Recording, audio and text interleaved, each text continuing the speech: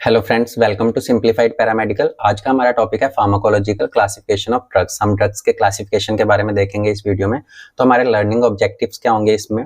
हम देखेंगे classification of drugs, second हम देखेंगे नेम ऑफ ड्रग्स, किसी भी ड्रग्स के कितने नाम हो सकते हैं और उनका कैसे यूज करते हैं उसके बारे में देखेंगे। Then doses form according to physical form, ठीक है। तो फिजिकल फॉर्म के अकॉर्डिंग डोजेस की कौन कौन सी फॉर्म हो सकती है हम उसके बारे में देखेंगे। Then essential drug concept, essential drug concept क्या होता है इसके बारे में देखेंगे हम इस वीडियो। तो स्टार्ट करते हैं हम फार्माकोलॉजिकल क्लासिफिकेशन ऑफ ड्रग्स। और ड्रग्स को क्लासिफाई करने के बहुत सारे तरीके हैं। फार्माकोलॉजिकल क्लासिफिकेशन ऑफ ड्रग्स में हम देखेंगे अलग अलग बेसिस का यूज करके ड्रग्स को कैसे क्लासिफाइड कर सकते हैं उसके बारे में, ठीक है। तो सबसे पहले हमारे पास में बेस क्या है? Source of drugs. कौन कौन से सोर्स होंगे जिसके थ्रू हमें मेडिसिन या ड्रग्स मिलती हैं उनके बारे में।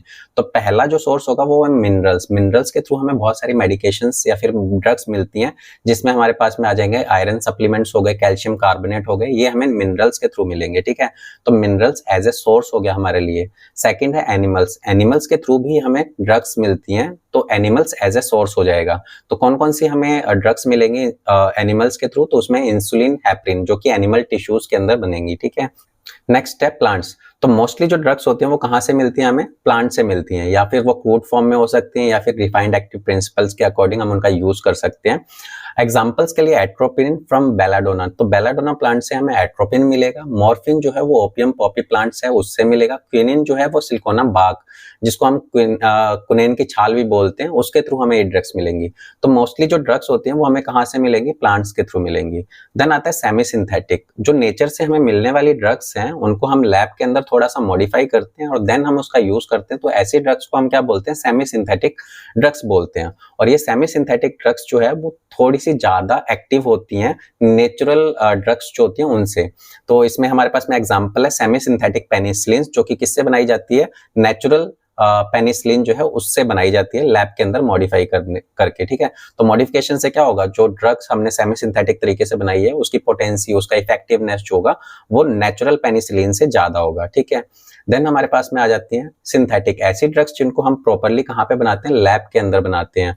और इसके अंदर वाइड रेंज की जो मेडिसिन होती हैं वो कवर हो जाती हैं, जैसे कि पेन रिलीफर, एस्पिरिन से लेकर के सल्फोनामाइड्स तक की एंटीबायोटिक्स को भी हम सिंथेटिक तरीके से बना सकते हैं। देन बायोटेक्नोलॉजी और जेनेटिक इंजीनियरिंग। हम बायोटेक्नोलॉजी और जेनेटिक इंजीनियरिंग का यूज करके भी बहुत सारी ड्रग्स को बना सकते हैं, जिसमें हम क्या करते हैं? ड्रग्स को बनाने के लिए हम जो जेनेटिकली इंजीनियर्ड बैक्टीरिया या प्लांट या एनिमल का यूज करते हैं और वो ड्रग को प्रोड्यूस करने का काम करता है, जैसे कि human insulin produced by recombinant DNA technology. तो जो आजकल के टाइम पे जो इंसुलिन हम मार्केट में यूज कर रहे हैं वो किस तरीके से बनाया गया है? बायोटेक्नोलॉजी या जेनेटिक इंजीनियरिंग के थ्रू, जिसमें इंसुलिन को प्रोड्यूस करवाया जाता है रिकॉम्बिनेंट डीएनए टेक्नोलॉजी के थ्रू, ओके। देन हमारे पास में आता है सेकंड जो हमारे पास में क्लासिफिकेशन है ड्रग्स का, वो है based on chemical structure. Chemical structure के बेस पे हमारे पास में ड्रग्स की कौन कौन सी कैटेगरी हो सकती है, कौन कौन सी क्लासेस हो सकती है उसके बारे में देखेंगे। तो पहला इसके अंदर है इनऑर्गेनिक सॉल्ट। इनऑर्गेनिक सॉल्ट जो है वो मेटेलिक और नॉन मेटेलिक आयंस होते हैं, जिसके अंदर एग्जांपल्स आते हैं मैग्नीशियम सल्फेट और सोडियम क्लोराइड। इनका यूज हम एज ए ड्रग्स करते हैं। Then organic aliphatic compound. Organic aliphatic, organic का मतलब होता है जिसमें कार्बन और ऑक्सीजन कंपाउंड जो होते हैं वो इन्वॉल्व होते हैं, और एलिफेटिक का मतलब होता है जिसमें लॉन्ग चेन होती है, ठीक है। वहां पे कोई भी रिंग फॉर्म नहीं होगी। तो ऑर्गेनिक एलिफेटिक कंपाउंड में हमारे पास में आते हैं अल्कोहल और ईथर। तो ये जो होते हैं ये स्ट्रेट चेन में होती है और कार्बन और ऑक्सीजन की चेन हो सकती है, ठीक है। देन उसके बाद में है ऑर्गेनिक एरोमेटिक कंपाउंड्स। ऑर्गेनिक जिसमें कार्बन और ऑक्सीजन होंगे, उसके साथ साथ में क्या होंगे? उसमें रिंग फॉर्म भी होगी। तो उसके अंदर जो हमारे पास में ड्रग्स होंगी उसके अंदर क्या आ जाएंगी? एस्पिरिन और मॉर्फिन। तो इसमें लिखा भी हुआ है कैरेक्टराइज्ड बाय बेंजीन रिंग। तो ऐसी ड्रग्स के अंदर आपको क्या मिलेंगी? बेंजीन रिंग्स मिलेंगी इनकी केमिकल स्ट्रक्चर के अंदर। तो इसके अंदर एग्जांपल आपके पास में एस्पिरिन और मॉर्फिन आ जाएंगे।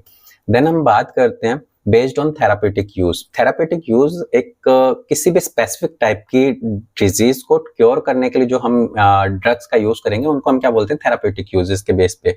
जैसे कि एंटी हाइपरटेंसिव ड्रग्स, इस कैटेगरी की जो ड्रग्स होंगी वो स्पेशली डिजाइंड होती हैं हाइपरटेंशन को ठीक करने के लिए, हाइपरटेंशन को कंट्रोल करने के लिए। तो इनका काम क्या होता है? ब्लड प्रेशर को कम करना और कम करने का होता है, ठीक है। इसके अंदर एग्जांपल्स हैं एस इनहिबिटर और बीटा ब्लॉकर्स। एस इनहिबिटर का पूरा नाम क्या होगा? एंजियोटेंसिन कन्वर्टिंग एंजाइम इनहिबिटर, ठीक है। और बीटा ब्लॉकर्स ये कौन से होते हैं? ये कुछ एंजाइम्स को ब्लॉक करने का काम करते हैं, जिससे कि हाइपरटेंशन की कंडीशन जो होती है वो कम हो जाती है। देन उसके बाद में एनाल्जेसिक्स। एनाल्जेसिक्स ड्रग्स जो होते हैं वो पेन को कम करने के लिए यूज करते हैं। इसमें इंक्लूड होते हैं non steroidal anti inflammatory drugs, ठीक है, इनको हम नसेड्स भी बोलते हैं। जैसे कि इसके अंदर एग्जांपल हमारे पास में ibuprofen, opioid analgesics like morphine, ठीक है, तो ये एनाल्जेसिक्स की कैटेगरी में आ जाएंगे और जिनका काम क्या होगा, स्पेसिफिक काम क्या होगा, पेन को कम करना, ठीक है। देन आते हैं एंटी मलेरियल, ऐसी ड्रग्स जो कि जिनका काम क्या हो, मलेरिया को ट्रीट करना हो या मलेरिया को प्रिवेंट करना होगा, जैसे कि क्लोरोक्विनिन और आर्टिमिसिन डेरिवेटिव्स। ये कुछ ड्रग्स होंगे जिनका काम क्या होता है, स्पेसिफिक टाइप की डिजीज को जैसे कि मलेरिया को ठीक करना। ओके, तो बेस्ड ऑन थेराप्यूटिक में हमारे पास में anti hypertensive drugs, analgesic, anti malarial, इसके अलावा भी बहुत सारी कैटेगरीज हो सकती हैं जिनका एक स्पेसिफिक टाइप की डिजीज को ठीक करने का काम हो सकता है, ठीक है। Okay, based on site of action, हमारी बॉडी में किस जगह पे वो ड्रग्स एक्शन परफॉर्म करने वाली है, उसके बेस पे हम इसके क्लासिफिकेशन को देखते हैं। तो इसके अंदर हमारे पास में ऑटोनॉमिक नर्वस सिस्टम, ऐसी ड्रग्स जो कि हमारे ऑटोनॉमिक नर्वस सिस्टम के ऊपर अफेक्ट करें, हम उनको क्या बोलेंगे, ऑटोनॉमिक नर्वस सिस्टम से रिलेटेड जो ड्रग्स हैं वो आएंगी इसमें, ठीक है। तो इसके अंदर एग्जांपल्स हैं बीटा ब्लॉकर्स और एंटीकोलिनर्जिक्स। ये ड्रग्स क्या करेंगे, हमारे ऑटोनॉमिक नर्वस सिस्टम के अंदर सिंपैथेटिक और पैरासिम्पैथेटिक नर्वस सिस्टम को अफेक्ट कर सकती हैं। देन सेंट्रल नर्वस सिस्टम, ऐसी ड्रग्स जो कि हमारे ब्रेन के फंक्शन को अफेक्ट करें, इसमें आ जाएंगी हमारे पास में सेडेटिव, एंटी डिप्रेसेंट और एंटी साइकोटिक्स। ऐसी ड्रग्स क्या करती हैं, हमारे सेंट्रल नर्वस सिस्टम के ऊपर अफेक्ट करने का काम करती हैं। देन कार्डियोवैस्कुलर सिस्टम, ये मेडिसिन जो होती हैं वो रेगुलेट करती हैं हार्ट के फंक्शन को और ब्लड सर्कुलेशन को। इसके अंदर हमारे पास में जो आज ड्रग्स होंगी वो कौन सी होंगी, कैल्शियम चैनल ब्लॉकर्स और एंटी एरिथमिक ड्रग्स, ठीक है। तो ये based on site of action के अकॉर्डिंग हमारे पास में ड्रग्स का क्लासिफिकेशन होगा। नेक्स्ट हम देखते हैं based on mechanism of action. Based on mechanism of action जो होता है, इसमें हम क्या करते हैं, drugs classified on their mode of action. इसके अंदर हम देखते हैं कोई भी ड्रग्स जो है हमारी बॉडी के अंदर जाकर के कैसे एक्शन को परफॉर्म करती है, किस तरीके से वो हमारी बॉडी के अंदर काम करती है, तो उस टाइप की कैटेगरी को हम क्या बोलेंगे, based on mechanism of action, ठीक है। उसका क्या मैकेनिज्म होगा उस ड्रग का, उसके अकॉर्डिंग हम ड्रग को क्लासिफाइड करते हैं।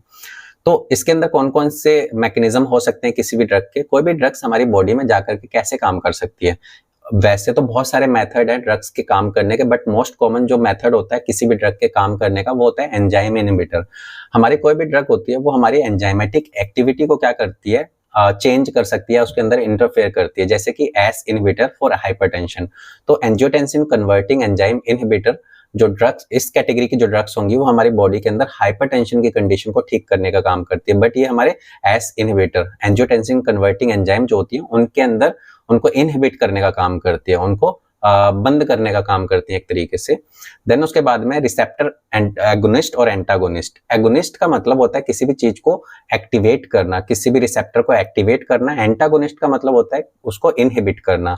तो ड्रग्स दैट एक्टिवेट और block specific receptor in the body like beta agonist for asthma and beta blockers for hypertension, ठीक है।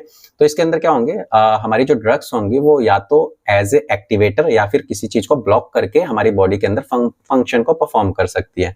तो ये इनका मैकेनिज्म ऑफ एक्शन जो है वो हो सकता है। Then based on prototype of drugs. Prototype का मतलब क्या होगा, prototype drugs serve as representative examples of a drug class. किसी भी ड्रग के क्लास के अंदर अगर हम ड्रग के क्लास को देखें तो उसके अंदर एक ऐसी ड्रग होगी जो कि अपनी क्लास की बाकी की ड्रग्स के बारे में सेम इंफॉर्मेशन दे या फिर उनको रिप्रेजेंट करने का काम करे। जैसे कि इसके अंदर एग्जांपल्स आते हैं। एग्जांपल के लिए मॉर्फिन जो होगी वो एक प्रोटोटाइप की तरह काम करेगी। अपने ओपियोइड एनाल्जेसिक ड्रग्स का जो क्लास होगी उसके अंदर जितनी भी ड्रग्स हैं उनको रिप्रेजेंट करने का काम करेंगी। वैसे एसिटाइल कोलिन जो होगी वो प्रोटोटाइप होगी किसकी, कोलिनर्जिक ड्रग्स, ठीक है, जिनका काम क्या होता है, सिक्रीशंस को कम करने का होता है। तो वहां पे एसिटाइल कोलिन जो होगी अपनी क्लास की बाकी की ड्रग्स की तरह फंक्शन परफॉर्म करने का काम करेगी या फिर उन बाकी की ड्रग्स को रिप्रेजेंट करने का काम करेंगी कि बाकी की ड्रग्स कैसे काम करेंगी, तो उसको भी ये बताने का काम करेगी, ठीक है। नेक्स्ट है हमारे पास में नेम ऑफ ड्रग। किसी भी ड्रग के कितने नेम हो सकते हैं और उनका कैसे यूज करना होता है उसको हम देख लेते हैं। तो पहला इसमें केमिकल नेम। केमिकल नेम जो होता है किसी भी ड्रग को केमिकली डिस्क्राइब करने के लिए यूज करते हैं, वो किस केमिकल से बना हुआ है उसके बारे में। ये जो होता है बहुत ज्यादा डिफिकल्ट होता है, लंबा हो सकता है और इसको प्रिस्क्रिप्शन के लिए यूज नहीं कर सकते क्योंकि बहुत ज्यादा डिफिकल्ट होगा। देन केमिकल नेम में हमारे पास में एक एग्जांपल है एन एसिटाइल पैरामिनोफिनॉल। तो ये जो केमिकल नेम है ये थोड़ा सा डिफिकल्ट है, बड़ा भी है और इसको हम प्रिस्क्रिप्शन के लिए यूज नहीं करेंगे क्योंकि उसको समझ पाना मुश्किल हो जाएगा। ठीक, सेकंड नंबर पे हमारे पास में जो ड्रग का नेम है उसको हम क्या बोलते हैं, कॉमन नेम बोल सकते हैं या फिर उसको हम जेनरिक नेम भी बोल सकते हैं। अब ये जेनरिक नेम जो होता है वो WHO ने दिया था। अब WHO को ऐसी क्या जरूरत पड़ी थी कि उसको हर एक ड्रग को उसका जेनरिक नेम देने की, क्योंकि पूरे वर्ल्ड में बहुत सारी ड्रग्स के अलग अलग नेम हो सकते हैं। ठीक है, तो वहां पे ड्रग्स को समझना बहुत ज्यादा डिफिकल्ट होगा। तो WHO ने क्या किया, ऑल ओवर वर्ल्ड के अंदर हर एक ड्रग को एक जेनरिक नेम दिया ताकि पूरे वर्ल्ड में किसी भी एक ड्रग का जो नेम है वो सेम रहे सभी कंट्रीज के लिए। ठीक है, तो इसको हम क्या बोलते हैं, जेनरिक नेम बोलते हैं। देन जेनरिक नेम के अंदर आता है पैरासीटामोल। अब पैरासीटामोल किसका नाम है, एन एसिटाइल पैरामिनोफिनोल। ठीक है, जो कि केमिकल फॉर्म में हम क्या बोलेंगे उसको, एन एसिटाइल पैरामिनोफिनोल। अब उसका जेनरिक नेम क्या होगा, पैरासीटामोल। अब पैरासीटामोल जो होता है पूरे के पूरे वर्ल्ड में फेमस है कि हम इसको पैरासीटामोल के नाम से ही बुलाते हैं। ठीक है, तो ये कॉमन नेम या जेनरिक नेम होता है जो पूरे वर्ल्ड में सेम हो सकता है। ठीक है, देन ट्रेड नेम, इसको हम कंपनी नेम भी बोल सकते हैं। तो ये जो नेम होता है वो कौन देने का काम करता है, मैन्युफैक्चरर।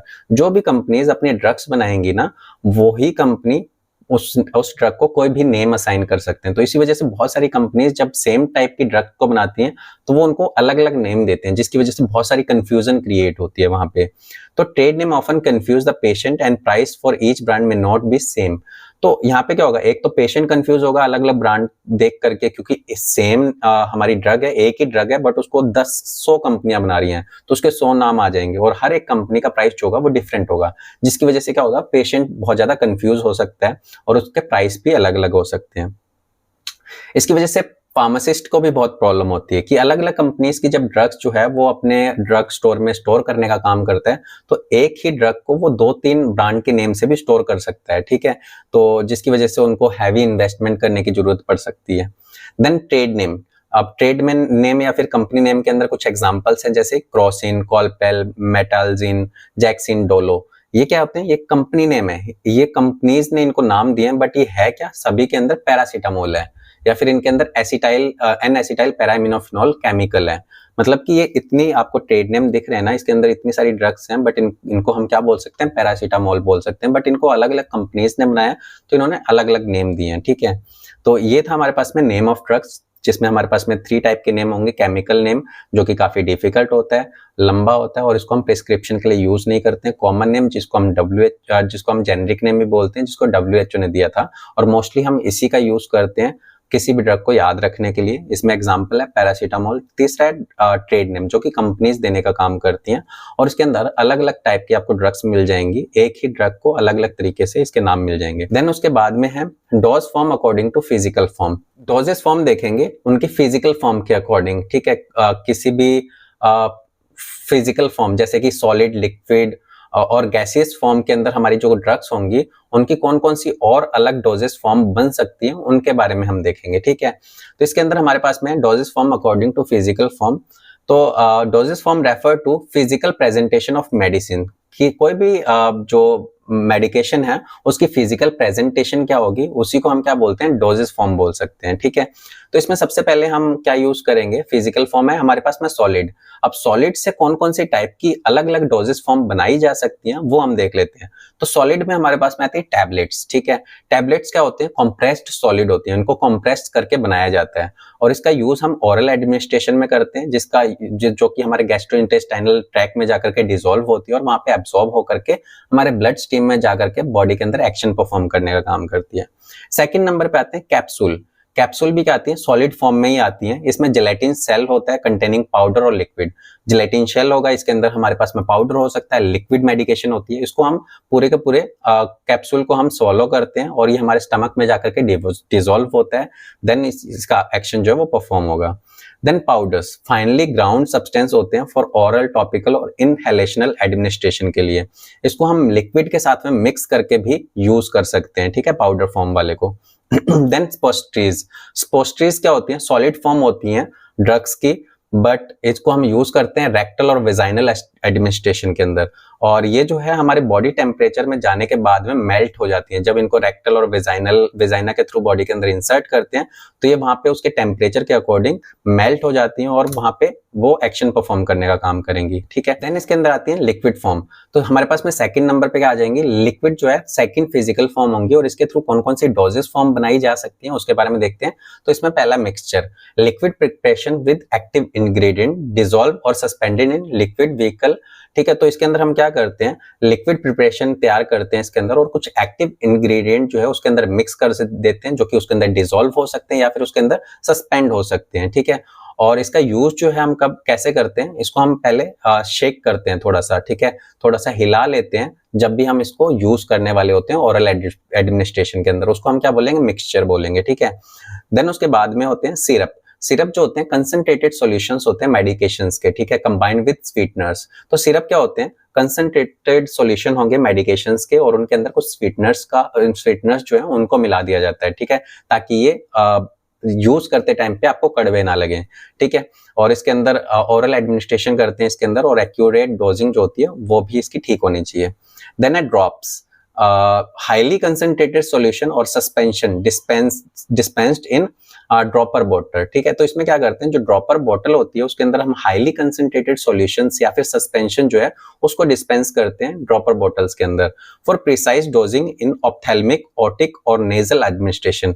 अब इनको हम ड्रॉपर बॉटल के अंदर क्यों डालते हैं, क्योंकि इनका प्रिसाइज डोजिंग हो पाए। अगर आप नॉर्मल बॉटल के अंदर डाल दोगे जैसे कि बाकी मेडिकेशन को डालते हो, तो जब आप इसका यूज कर रहे होगे तो उसकी डोजिंग जो होती है वो ज्यादा हो सकती है। आप ज्यादा जो ड्रग है वो अपने आई के अंदर, ईयर के अंदर या नोज के अंदर जो है वो डाल सकते हो। तो इससे बचने के लिए हम क्या करते हैं, ऐसी ड्रग्स के जो सॉल्यूशंस होते हैं, सस्पेंशन होते हैं, उनको हम ड्रॉपर बॉटल के अंदर डालते हैं। और ड्रॉपर बॉटल क्या करती है, जब भी आप उस ड्रॉपर बॉटल से मेडिकेशन को यूज करोगे, उस ड्रग का यूज करोगे, तो वो ड्रॉप वाइज आपकी बॉडी के अंदर जाने का काम करेगी, ठीक है। वो एक साथ में सारी ड्रग जो है वो उस बॉटल से नहीं निकलेगी, ठीक है। तो इसी वजह से इसको हम क्या बोलते हैं, ड्रॉप्स बोलते हैं। देन थर्ड नंबर पे हमारे पास में आते हैं सेमी सॉलिड्स, ठीक है। ऐसी ड्रग्स जो कि सेमी सॉलिड फॉर्म में होती है, ना ही वो लिक्विड होती है ना ही वो सॉलिड होती है, उनके बीच वाली स्टेज जो होगी उनको हम सेमी सॉलिड्स बोलेंगे। तो इसके अंदर हमारे पास में ऑइंटमेंट्स क्या होंगे, सेमी सॉलिड प्रिपरेशंस होंगे, ठीक है। इसके अंदर हम क्या करते हैं, पेट्रोलियम जेली के अंदर हम मेडिसिन को मिक्स करके सेमी सॉलिड प्रिपरेशंस बनाते हैं, इनको हम क्या बोलते हैं, ऑइंटमेंट्स बोलते हैं। और इनका यूज हम टॉपिकल या फिर स्किन के ऊपर यूज कर सकते हैं लोकल इफेक्ट के लिए, ठीक है। देन है क्रीम्स भी क्या होती है, semi solid emulsions of water होंगे इसके अंदर, वहां पे जेली का यूज हो रहा था सेमी सॉलिड बनाने के लिए, यहाँ पे हम वाटर या फिर ऑयल फेजेस का यूज कर सकते हैं उसको सेमी सॉलिड बनाने के लिए। और इसका एब्जॉर्प्शन कहाँ पे होता है, स्किन के अंदर होगा, ठीक है। देन इसके बाद में पेस्ट क्या होंगे, थोड़े से और थिक होंगे, ठीक है, क्रीम से और ज्यादा थिक होंगे, ऑइंटमेंट से भी ज्यादा थिक होंगे। Thick semi solid preparation with solid particles, इसमें सॉलिड पार्टिकल्स होंगे और थिक सेमी सॉलिड प्रिपरेशन जो है इसको मिक्स करके बनाया जाता है, ठीक है। इसका यूज कहाँ पे करते हैं, topically for protective and shooting effect, इसका हम यूज करते हैं प्रोटेक्टिव और शूटिंग इफेक्ट के लिए, ठीक। तो फोर्थ नंबर पे हमारे पास में इनहेलेशनल्स, ठीक है। तो ये फिजिकल फॉर्म है और इसके अंदर कौन कौन सी डोजेस फॉर्म बनाई जा सकती हैं उसके बारे में देखते हैं। गैसियस इनहेलेंट, ठीक है, इसके अंदर जो इनहेलेशनल जो सब्सटेंस या ड्रग होगी वो किस फॉर्म में होंगी, गैसियस फॉर्म में होंगी, जैसे कि ऑक्सीजन और नाइट्रस ऑक्साइड, जिसका यूज हम कहाँ पे करते हैं, एनेस्थीसिया के टाइम पे करते हैं पेशेंट को सपोर्ट करने के लिए। नेक्स्ट है हमारे पास में एरोजोल्स। तो ये इनहेलेशनल फॉर्म के अंदर ही होती है, बट क्या होता है इसके अंदर हमारे पास में जो ड्रग होती है वो लिक्विड फॉर्म में होती है, उस लिक्विड फॉर्म को हम गैसियस फॉर्म में कन्वर्ट करते हैं और उसके लिए हमें इनहेलर या फिर न्यूमलाइजर की जरूरत पड़ती है। ये इनहेलर और न्यूमलाइजर क्या करते हैं, उस लिक्विड जो ड्रग है उसको ये चेंज कर देते हैं ड्रॉपलेट्स फॉर्म के अंदर, जिनको हम एरोजोल्स बोलते हैं, ठीक है। और इनका यूज हम कहाँ पे करते हैं, रेस्पिरेटरी कंडीशन को ट्रीट करने के लिए, जैसे कि अस्थमा और सीओपीडी की कंडीशन को ठीक करने के लिए। नेक्स्ट है इसके अंदर essential drug concept. Essential drug concept का क्या मतलब होगा, इसको डिफाइन किया था WHO ने, कोई भी ड्रग जो कि हेल्थ केयर नीड को सेटिस्फाई करने का काम करे वहां के मेजोरिटी ऑफ द पॉपुलेशन के लिए, उसी को हम क्या बोलते हैं, एसेंशियल ड्रग कॉन्सेप्ट। अब वो ड्रग्स कैसी होनी चाहिए, एक्सेसिबल होनी चाहिए वहां की पॉपुलेशन के लिए, कि वो हर टाइम पे अवेलेबल होनी चाहिए, हर जगह पे, हर ड्रग स्टोर के ऊपर एडिक्वेट अमाउंट के अंदर, ठीक है। दूसरा अफोर्डेबल होनी चाहिए, वो बहुत ज्यादा कॉस्टली नहीं होनी चाहिए, वो सस्ती होनी चाहिए ताकि हर एक पेशेंट जो है उसको परचेज कर पाए, ठीक है। देन उसके बाद में एप्रोप्रिएट, वो उसके क्वालिटी स्टैंडर्ड को मीट करने वाली होनी चाहिए। ऐसा नहीं कि बहुत ज़्यादा ज़रूरत है तो किसी भी तरीके से बना दिया, वो पूरे के पूरे क्वालिटी स्टैंडर्ड को मीट करने वाली होनी चाहिए। और दूसरा, जिस भी चीज़ के लिए आप उसका यूज़ कर रहे हो वो उसके ऊपर इफेक्ट डालने का काम करे, मतलब उसको ट्रीट करने का काम करे एक तरीके से। तो ये जो है उसके अंदर क्वालिटीज़ होनी चाहिए एक एसेंशियल ड्रग कॉन्सेप्ट के अंदर, ठीक है। तो ये था हमारे पास में essential drug concept. Thank you for watching. I hope आपको ये वीडियो इन्फॉर्मेटिव लगी होगी। अगर आपको ये वीडियो इन्फॉर्मेटिव लगी है तो आप प्लीज चैनल को सब्सक्राइब कीजिए, इस वीडियो को लाइक कीजिए, शेयर कीजिए। अगर आपको इससे रिलेटेड कोई भी डाउट्स हैं तो आप इसके लिए आप कमेंट्स कर सकते हैं। अगर आपको इससे रिलेटेड जो है कंटेंट चाहिए तो वो आप हमारी वेबसाइट पे जाकर के देख सकते हो, जो कि आपको डिस्क्रिप्शन में मिल जाएगा। Thank you.